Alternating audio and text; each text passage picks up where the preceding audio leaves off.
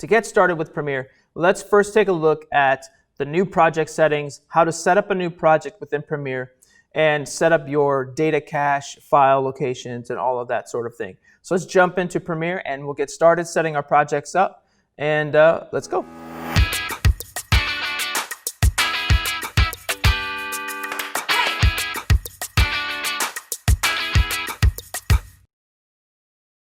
So first thing we're going to do is load Premiere. If you don't have it down here already, again, go over to your Start menu, scroll down for Premiere, or you can start typing in Premiere down below, and you'll get the splash screen that loads up. All right, when it first loads up, you'll get this Welcome Back to Premiere. If you had any recent projects open, those will be located right here. You can quickly locate and open up a recent project. But for now, we're going to click New Project. And we have the New Project dialog box pop up. First thing we're going to do is give this a name. So we're going to call this one Sample Tutorial, or whatever the name of your project is. Location, where do we want this to be saved at? So we're going to browse. And it's extremely important to save your Premiere project next to your original files. To keep everything all in the same spot, which keeps it nice and clean. So let's see here. I'm going to go and find my folder. So you'll probably navigate to AV2, find your number in there, and then create a project folder there. So for instance, I'm going to create a new folder. Since I don't have one here, I'm going to call this one Sample Tutorial. Okay.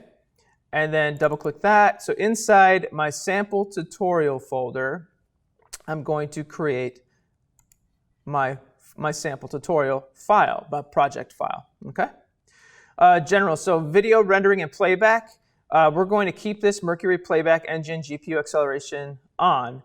If for some reason you're running into issues with your graphics cards or whatever, we shouldn't have an issue here in the classroom, but should we have an issue, we change that over to software only, and that should address any issues we have. Sometimes graphics card, they'll submit updates or they'll create updates, and the firmware updates are not the greatest. So sometimes you run into issues with Premiere doing that. So you have to switch it to software or just roll back your drivers. So just leave that alone for now. Video, display formats, timecode. You can also change this in the project. Honestly, I leave all of these settings the same. I don't change anything here. Scratch disks. Now this is where it creates like your preview files and all of that. So when you render something out in the video, as it's processing, you add an effect, Premiere will process that effect so you can see that in almost real time. So that creates like a preview file.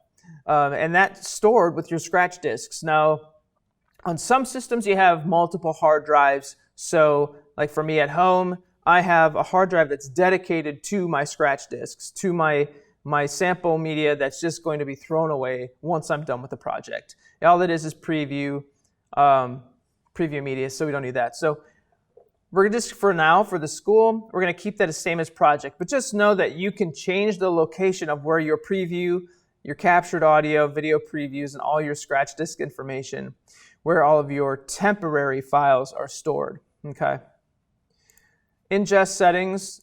For importing footage or ingesting footage, again, we don't really need to worry about this because we're going to use Prelude, right? We're going to use Prelude to ingest footage, so we don't need to deal with that. So for this class and for school, we're just worried about name and location, where we're going to put that, and then just click OK.